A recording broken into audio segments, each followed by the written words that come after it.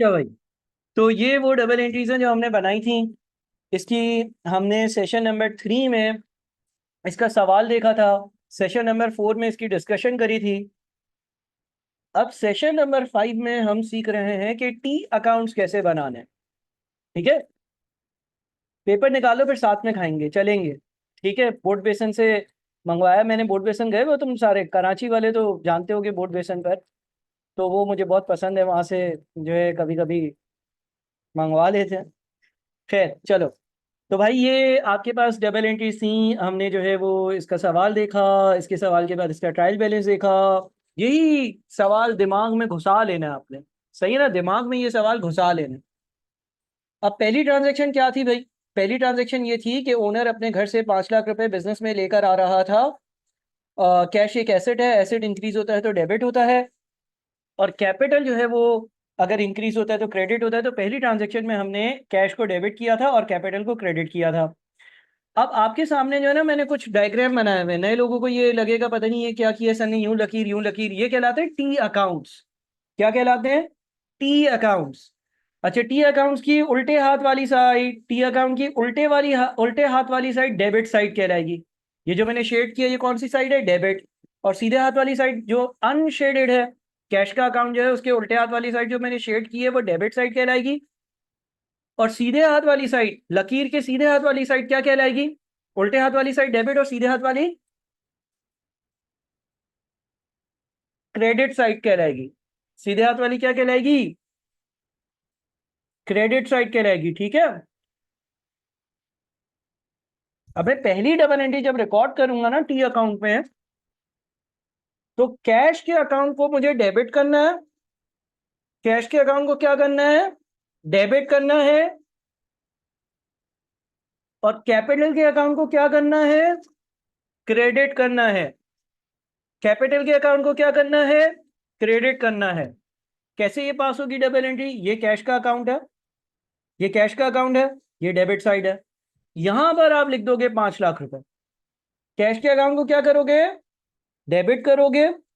और ये कैपिटल का टी अकाउंट है, इसके क्रेडिट पर लिख दोगे 5 लाख रुपए।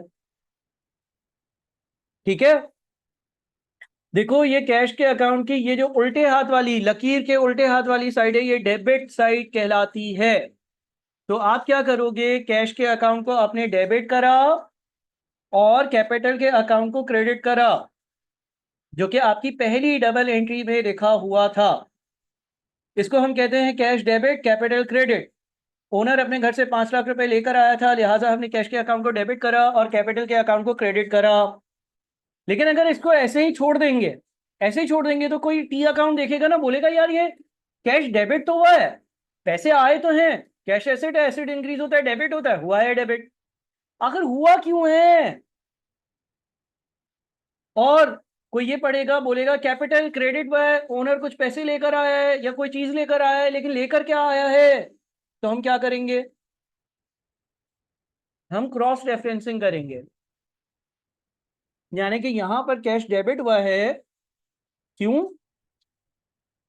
कैपिटल का अकाउंट क्रेडिट हुआ है इसलिए। और यहां पर कैपिटल का अकाउंट क्रेडिट हुआ है, क्यों? कैश लेकर आया ओनर, कैश का अकाउंट क्रेडिट डेबिट हुआ होगा इसलिए। ठीक है।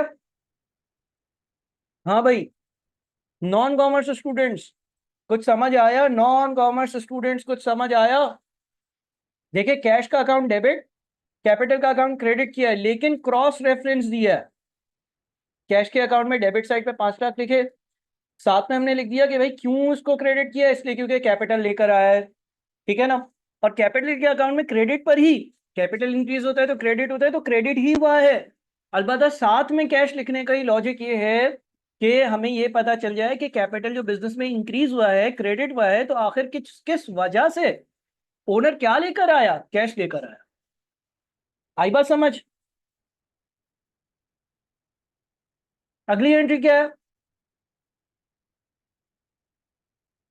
अगर सवाल हमारे सामने होता तो सवाल में ये लिखा हुआ था कि ओनर ने 4.5 लाख रुपए कैश से निकाले और बैंक अकाउंट में डाल दिए। इसीलिए बैंक अकाउंट क्या हो रहा है? डेबिट हो रहा है। कैश अकाउंट क्या हो रहा है? क्रेडिट हो रहा है। बैंक का टी अकाउंट बना हुआ है आपके सामने। बैंक अकाउंट क्या करना है? डेबिट करना। बैंक अकाउंट क्या करना है? डेबिट करना। बैंक एसेट है, बैंक का बैलेंस इंक्रीज होगा तो डेबिट होगा। बैंक एसेट है, बैंक का बैलेंस इंक्रीज होगा तो डेबिट होगा। और कैश के अकाउंट को क्या करना है? कैश के अकाउंट को क्या करना है? कैश एक एसेट है, डिक्रीज हो रहा है। 5 लाख रुपए में से 4.5 लाख रुपए बैंक में भेज दिए तो कैश कम हो गया। तो अगर आप इसको रिकॉर्ड करेंगे तो कैश का अकाउंट क्रेडिट करेंगे। जो डबल एंट्री में वो यहां हो रहा है। डबल एंट्री में भी कैश का अकाउंट क्रेडिट हो रहा था, यहां पर भी क्रेडिट हो रहा है। कोई नई बात तो नहीं है। अच्छा, यहां पर क्या लिखूं? यहां पर क्या लिखूं? कैश गया कहां? कैसे बताऊं लोगों को? कैश के अकाउंट में मैंने क्रेडिट साइड पर 4.5 लाख तो लिख दिया कि 4.5 लाख रुपए क्रेडिट हुआ है। 4.5 लाख रुपए बिजनेस से कैश निकला है, कहीं गया है। गया कहाँ है? लोगों को कैसे बताऊंगा? क्या लिखूंगा? हम यहां लिख देंगे बैंक।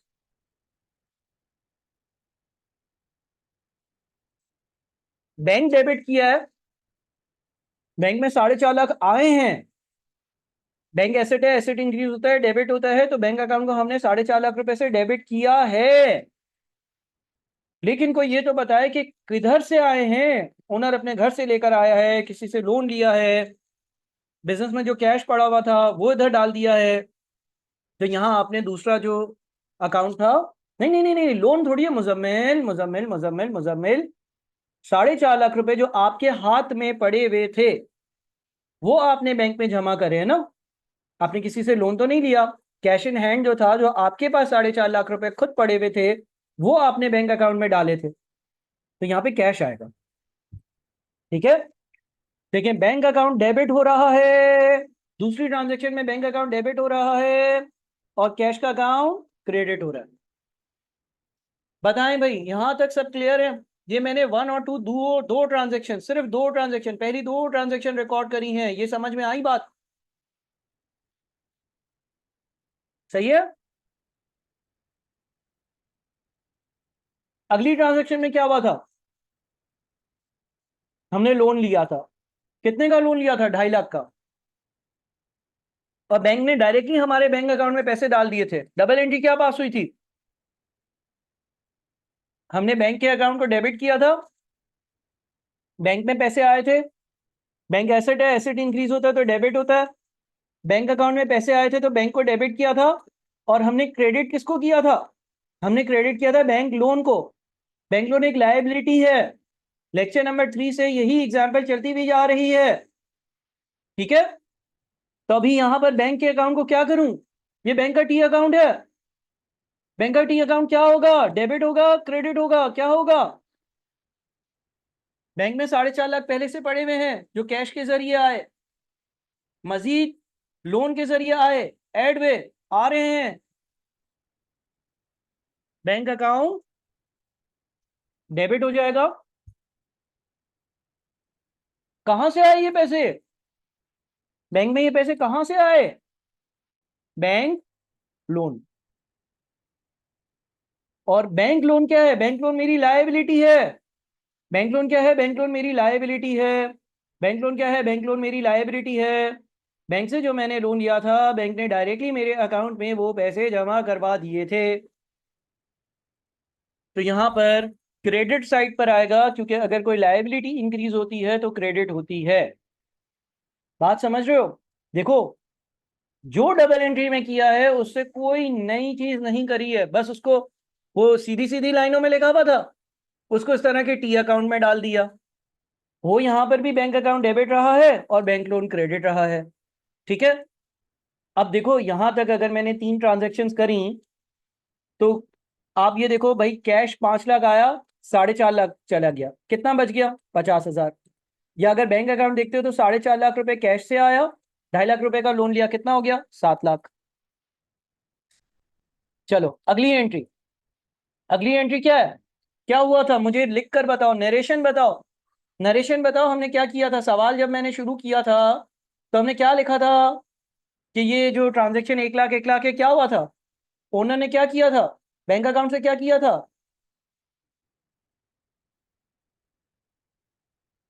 ये जो 1 लाख रुपए हैं, इसकी नरेशन क्या थी या इसकी ट्रांजैक्शन क्या थी? सवाल में क्या मेंशन था कि ओनर बैंक से 1 लाख रुपए निकाल रहा है बिजनेस के इस्तेमाल के लिए। ओनर ने बैंक अकाउंट से 1 लाख रुपए बिजनेस के इस्तेमाल के लिए निकाल कर और बिजनेस के गले में डाल दिए। तो हुआ क्या था? बिजनेस का कैश इंक्रीज हो गया था और बैंक अकाउंट से बैलेंस गया था तो वो क्रेडिट हुआ था और वो डिक्रीज हो गया था। ऐसे ही था। कैश एसेट है, एसेट इंक्रीज होगा तो डेबिट होगा। पैसे आए कहां से हैं? बैंक से आए। तो कैश का अकाउंट डेबिट, और यहां पर ये जो बैंक का अकाउंट है, हम ये कहेंगे कि बैंक से 1 लाख रुपए क्रेडिट में है, निकले। देखो, अगर यहां पर डबल एंट्री में बैंक का अकाउंट क्रेडिट हो रहा है तो टी अकाउंट में भी बैंक का अकाउंट क्रेडिट ही हो रहा है। अगर डबल एंट्री में आपने बैंक का अकाउंट चौथी ट्रांजैक्शन में क्रेडिट किया तो टी अकाउंट में भी क्रेडिट ही किया है। क्लियर है? यहां तक देखिए जरा, 2 मिनट देखें जरा इसको सही से। नॉन कॉमर्स वाले, नॉन कॉमर्स वाले जिंदा है सारे?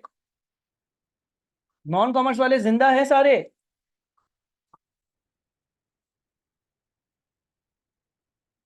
आ रहा है ना समझ?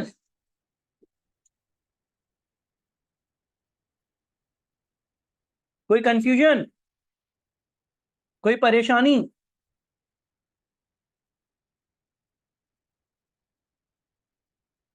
क्लियर है? चलो, फिर क्या हुआ था? फिर हमने ये पढ़ा था, ओनर 35,000 रुपए अपने घर ले गया था। अगर ओनर पैसे घर ले जाता है, बिजनेस से पैसे निकालता है, तो उसके लिए हमने एक नाम रखा हुआ है ड्राइंग्स। उसी के तौर पर ये कैपिटल का कम होना ही है। अच्छा, कभी कभी आप सवालों में नोट करोगे कि वो कैपिटल के ही अकाउंट में डेबिट कर देगा, ये भी सही है। और अगर अलग से ड्राइंग्स का अकाउंट बना हुआ है तो ये बात भी सही है। मैं वापस से अपने जुमले को रिपीट करता हूं, कभी कभी कैपिटल का ही अकाउंट डेबिट हुआ होगा। भाई, एक ही अकाउंट बनाया हुआ है कंपनी ने और उसी को डेबिट क्रेडिट करती रहती है। कुछ कंपनीज क्या करती हैं, कुछ कंपनीज ड्राइंग्स का अलग टी अकाउंट बना लेती हैं। क्यों बना लेती हैं? ताकि ये पता चल जाए साल के एंड में ड्राइंग्स के टी अकाउंट को देखकर कि ओनर पैसा कितना घर ले गया, सेपरेटली पता चल जाए, और कितना लेकर आया था ये सेपरेटली पता चल जाए। चलो, हम अलग टी अकाउंट बनाते हैं। तो ड्राइंग्स डेबिट हो रही हैं और ओनर पैसे कैसे लेकर जा रहा है? बैंक अकाउंट से। ड्राइंग्स का अकाउंट डेबिट हो रहा है 35,000, बैंक का अकाउंट क्रेडिट हो रहा है, बैंक से पैसे जा रहे हैं, बैंक एसेट है, एसेट डिक्रीज होता है तो क्रेडिट होता है। यहां पर क्या लिखेंगे? सर रेफरेंस देंगे ना। आप ड्राइंग्स यानी कि घर जो चीज लेकर गए वो क्या था? कैश था, गाड़ी थी, बंगला था। क्या लिखेंगे? बैंक का अकाउंट लिखेंगे ना, क्योंकि बैंक से 35,000 रुपए लेकर गया। और बैंक से जो 35,000 गए, बैंक अकाउंट में क्या लिखना पड़ेगा? सर लिखना पड़ेगा ड्राइंग्स, यानी कि ये पैसे जो बैंक से निकल कर गए हैं ये ओनर अपने घर लेकर गया है। बैंक अकाउंट से अगर कोई चीज क्रेडिट हो रही है तो उसके साथ रेफरेंस देंगे कि भाई वो पैसे गए कहाँ, ड्राइंग्स लिखेंगे। क्लियर है?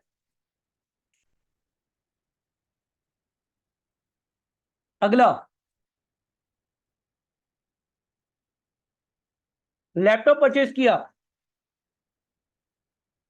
और बैंक से पैसे पे करे। लैपटॉप बिजनेस में आया, लैपटॉप नॉन करेंट एसेट है। लैपटॉप का अकाउंट क्या होगा? सर एसेट इंक्रीज होता है तो डेबिट होगा। डबल एंट्री से भी वाजह है कि डेबिट होगा। डेबिट के नीचे लिखा हुआ है 25,000। ठीक है, रेफरेंस क्या देंगे? लैपटॉप जो खरीदे वो कहां से खरीदे? बैंक से पैसा देकर। और बैंक के अकाउंट को क्या करेंगे? बैंक के अकाउंट से पैसे गए हैं, कितने गए हैं? 25,000 रुपए। क्यों गए हैं? लैपटॉप खरीदे। यहाँ पे 25,000 लिख देंगे। आ रहा है समझ? देखो, बैंक अकाउंट वहां पर भी क्रेडिट हुआ है, यहां पर भी क्रेडिट हुआ है। ये बैंक का टी अकाउंट है, ये साइड डेबिट डेबिट कहलाती है, ये डेबिट कहलाती है, ये क्रेडिट कहलाती है। चलो, अब मुझे आखिरी ट्रांजैक्शन बताओ। ये बताओ, सॉरी सेकंड लास्ट बताओ क्या किया है इसमें, क्या करना है, क्या हो रहा है, कौन सा अकाउंट डेबिट करूं, कौन सा अकाउंट क्रेडिट करूं, कौन से अकाउंट में किसका रेफरेंस डालूं, सब तुम बताओ।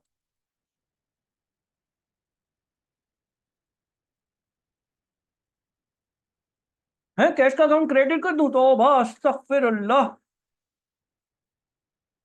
हम्म। भाईजान, अगर डबल एंट्री में कोई चीज डेबिट हो रही है तो टी अकाउंट में भी डेबिट होगी। ओनर मजीद 3 लाख रुपए घर से कैश लेकर आया था, तो ये कैश का अकाउंट है, ये डेबिट हो जाएगा। ठीक है, ये कैश का अकाउंट है, ये डेबिट हो जाएगा। और ये कैपिटल का अकाउंट है, ये क्रेडिट हो जाएगा। कैश का अकाउंट डेबिट हुआ यानी कि कैश आया, कैश एसेट है, एसेट इंक्रीज होता है तो डेबिट होता है। पैसे कहाँ से आए, ओनर खुद लेकर आया था यानी कि कैपिटल। कैपिटल का अकाउंट क्रेडिट हुआ कैसे, कैश लेकर आया ओनर। ठीक है। आखिरी, ओनर अपने घर से गाड़ी लेकर आ गया। कार एक बिजनेस के लिए कार जो है वो क्या है, बिजनेस के लिए कार क्या है, बिजनेस के लिए कार एसेट है। बिजनेस के लिए कार क्या है, एसेट है। एसेट इंक्रीज होता है तो क्या होता है, डेबिट होता है।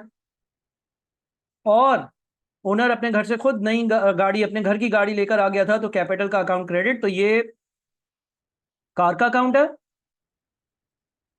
कार के अकाउंट में हम लिख देंगे 8 लाख, और कैपिटल के अकाउंट में भी लिख देंगे 8 लाख। ठीक है भाई, कहां से आई गाड़ी, क्या बैंक से पैसे पे किए हैं, क्या कैश पैसे पे किए हैं, क्या ओनर घर से लेकर आया, ओनर घर से लेकर आया। और यहां पर क्या लिख देंगे, कार। ठीक है जी। तो इस तरह से हमने अपने टी अकाउंट्स को कंप्लीट किया। आप समझ रहे हैं बात को, जो चीज डबल एंट्री में हुई है वही चीज यहां पे हुई है, और कोई नई बात नहीं हुई है, और कोई नई बात नहीं हुई है। जो वहां पे डेबिट था वो यहां पे भी डेबिट ही है। सही है। अच्छा, अब ये तो एक प्रोसेस था जिसमें हमने सारी वैल्यूज को यहां पे रिकॉर्ड करा। अब एक और काम कहलाता है बैलेंसिंग ऑफ टी अकाउंट्स। देखो चलो हम कैश की बात करते हैं। मैं आपको कैश अकाउंट की बैलेंसिंग सिखा रहा हूं। एक इंपॉर्टेंट स्टेप है। मैं आपको कैश अकाउंट की बैलेंसिंग सिखा रहा हूं। पहले हम वापस से अपने दिमाग में लेसन नंबर 3 से 4 से 5 पर आते हैं। हुआ क्या था, ओनर ने बिजनेस स्टार्ट किया, 5 लाख रुपए घर से लेकर आया, बिजनेस में 5 लाख रुपए कैश आ गया, कैश एसेट है, एसेट इंक्रीज होता है तो डेबिट होता है, 5 लाख लिखे। क्लियर है। फिर क्या हुआ, फिर 4.5 लाख रुपए बैंक में जमा कर दिए गए, 4.5 लाख रुपए क्रेडिट हो गए। कैश एसेट है, एसेट डिक्रीज होता है तो क्रेडिट होता है। 4.5 लाख रुपए बैंक निकाले, कैश से गले से निकाले और बैंक में जाकर जमा कर दिए। ऐसा ही हुआ, पहली ट्रांजैक्शन में 5 लाख आए, दूसरी में 4.5 लाख चले गए, बचे कितने, बचे कितने, बचे कितने, बचे कितने, बचे कितने, बचे कितने, बचे कितने, 50,000 बच गए। ठीक है। उसके बाद कैश से रिलेवेंट क्या हुआ था, बैंक से लाख रुपए निकाले, बैंक से लाख रुपए निकाले और कैश वाले गले में डाल दिए, 1.5 लाख हो गए।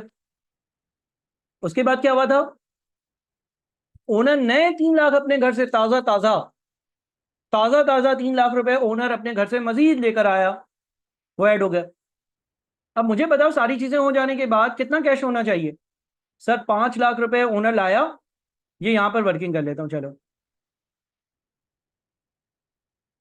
सबसे पहले क्या हुआ, 5 लाख रुपए ओनर लाया, फिर क्या हुआ, फिर क्या हुआ, 4.5 लाख रुपए उसने बैंक में जमा करवा दिए। फिर क्या हुआ, लाख रुपए बैंक से निकाले। फिर क्या हुआ, 3 लाख रुपए ओनर और लेकर आया। देखें वापस से, गलत तो नहीं कर रहा कुछ। 5 लाख लेकर आया, 4.5 लाख बैंक में जमा कर दिए, लाख रुपए बैंक से निकाले गले में डाल दिए, और फिर 3 लाख ओनर मजीद लेकर आया, क्या बन जाता है? 3.5 बनता है क्या? क्या कर रहे हो? सोचो जरा। ओ भाई कैसी बेकी बेकी बातें करते हो। 5 लाख रुपए थे, 5 लाख में से 4.5 किसी को दे दोगे, 4.5 लाख रुपए बैंक में जमा कर दोगे, तुम्हारे हाथ में 50,000 बचेगा। लाख रुपए बैंक से निकालोगे, 1.5 लाख हो जाएगा। ओनर घर से 3 लाख और लेकर आया, 4.5 लाख हो जाएगा। 4.5 लाख रुपए हो जाएंगे ना? हाँ या नहीं? 4.5 लाख रुपए हो जाएंगे। सारी चीजें हो जाने के बाद आपके पास 4.5 लाख रुपए बच जाने चाहिए। हमने भी पिछले लेसन में भी ये 4.5 लाख का अमाउंट निकाला था, एग्री करते हो? पिछला जो लेसन अभी हमने खत्म किया उसमें भी हमने 4.5 लाख का अमाउंट निकाला था। अच्छा, अब टी अकाउंट्स में थोड़ा सा जो है ना, ये इस तरह से जो हमने सोचा ना, 5 आए, 4.5 गए, लाख आए, 3 लाख गए। अब कंपनी में तो हजारों डेबिट और क्रेडिट की ट्रांजेक्शन होती हैं, तो एक आसान सा तरीका है इसके लिए, क्या है भाई? बैलेंसिंग ऑफ द अकाउंट्स कैसे होती है भाई? आप बनाओगे यहां पर डबल लाइन, यहां पे भी डबल लाइन, ठीक है जी। अच्छा, फिर ये कौन सी साइड है, डेबिट या क्रेडिट? ये कौन सी साइड है, डेबिट या क्रेडिट? ये कौन सी साइड है, डेबिट या क्रेडिट? ये डेबिट साइड है। डेबिट साइड पे जो जो अमाउंट लिखी हुई है उनका टोटल कितना है? डेबिट साइड पे जो जो अमाउंट लिखी हुई है उनका टोटल कितना है? डेबिट साइड पे जो जो अमाउंट लिखी हुई है उनका टोटल कितना है? 5 लाख, लाख और 3 लाख कितना होता है? 5 लाख, 1 लाख और 3 लाख कितना होता है? 9 लाख होता है, ठीक है। अच्छा, ये कौन सी साइड है? ये कौन सी साइड है? ये कौन सी साइड है? ये क्रेडिट साइड है। क्रेडिट साइड पे जो जो अमाउंट्स लिखी हुई है उनका टोटल कितना है? 4.5 लाख है।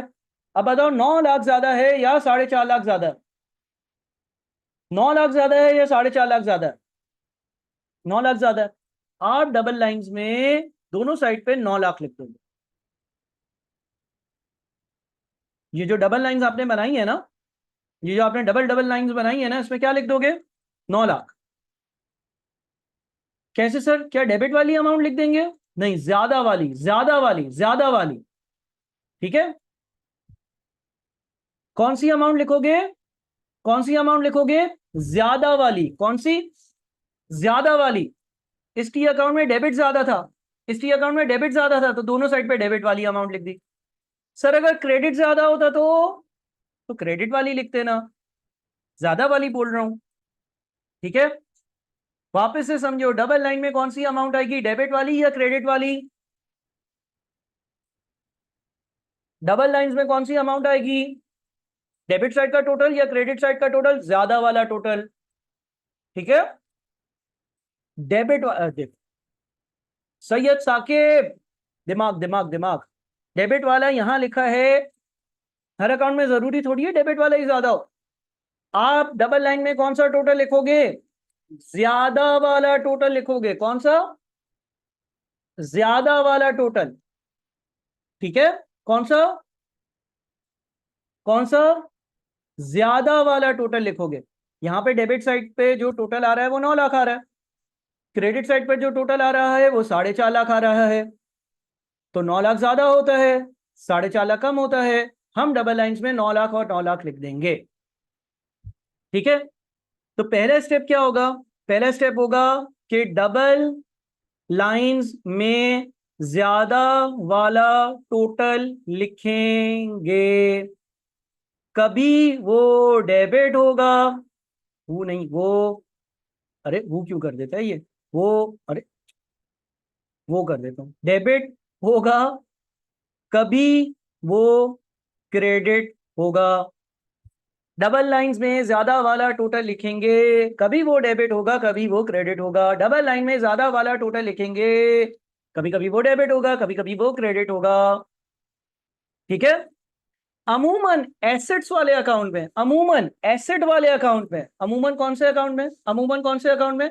एसेट वाले अकाउंट में ज्यादा वाला टोटल डेबिट साइड वाला होगा अमूमन या हमेशा ही।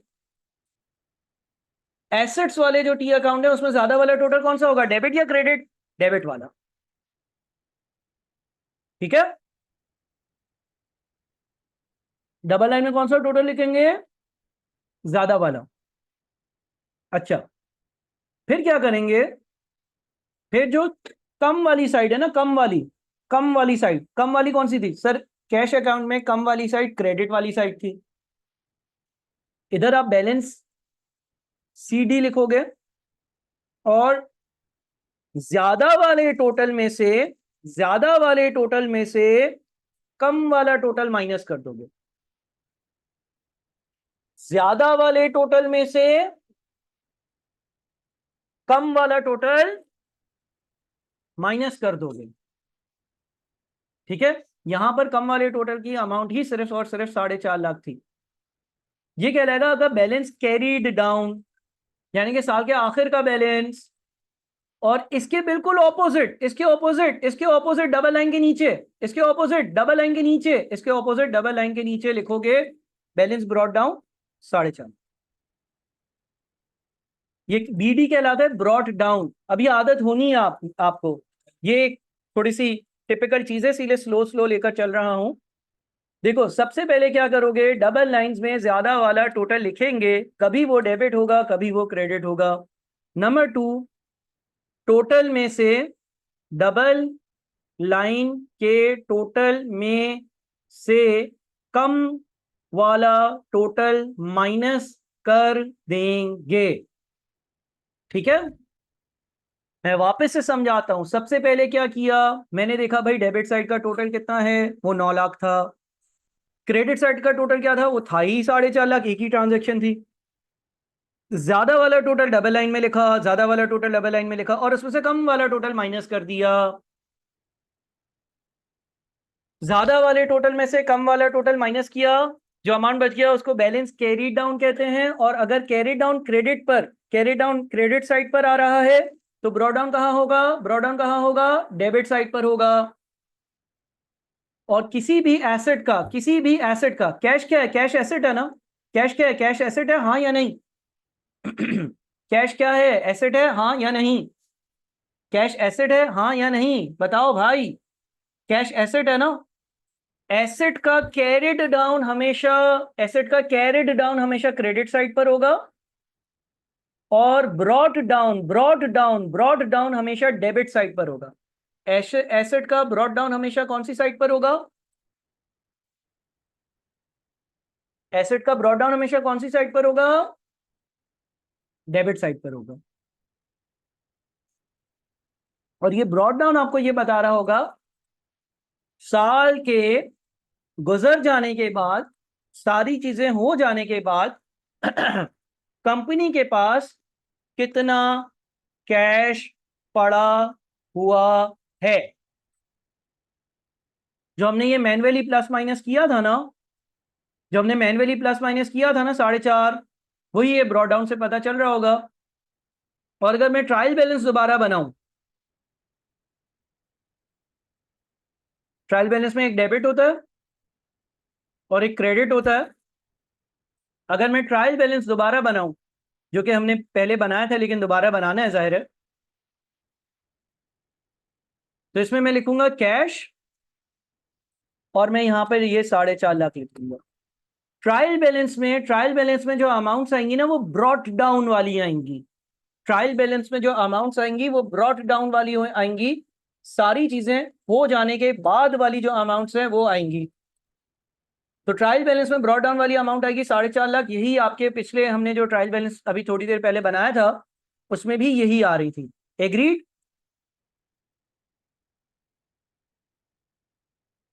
ठीक है, अगेन इंजीनियरिंग वालों, कॉमर्स, नॉन कॉमर्स वालों, मेडिकल वालों, आपने घबराना नहीं है, आपके कप्तान आपके साथ हैं। थोड़े टाइम में, थोड़े टाइम में बेहतर होंगी चीजें। एक और प्रैक्टिस करते हैं बैंक अकाउंट पर। ठीक है, बैंक अकाउंट पर फोकस करो। बताओ डेबिट साइड पर क्या क्या है? डेबिट साइड का टोटल क्या है? 4.5 और 2.5 कितने होते हैं? 4.5 और 2.5 बताओ। 7 होते हैं। क्रेडिट साइड पर क्या है? क्रेडिट साइड पर क्या है? कितने हैं क्रेडिट साइड?